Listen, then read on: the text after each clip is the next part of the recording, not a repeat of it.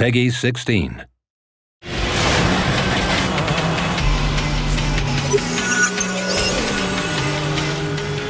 Screamer is an arcade racing game that does a lot of things differently. One of them is that we designed teams of 3 characters each and we put them at the forefront of the experience. Each team is made of 1 leader, which we consider the main representative of the team, and 2 members, which help him in his journey. Members use what we call entry-level cars. They are designed for your first experience with the game, and they are also designed a little bit more for fighting compared to racing. Leader cars, on the other hand, are designed for racing first and foremost, and fighting in addition to that. Combining them and finding a character that play following your preferences is key to enjoying the game.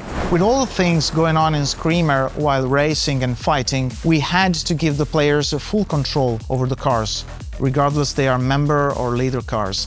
So we thought about achieving a perfect drift system with a twin stick control. So with the left stick, you control the steering.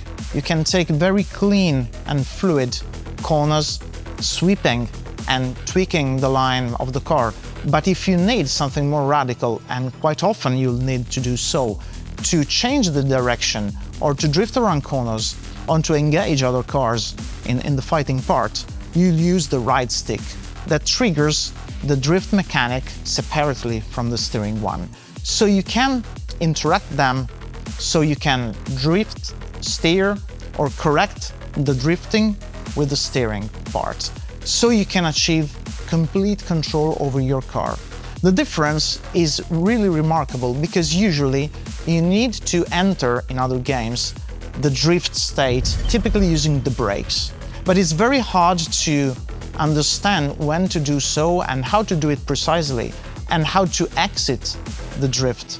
While in Screamer you have complete control over the 2 phases and you can blend them seamlessly, achieving a total control over your car. The twin stick is just one of our gameplay systems.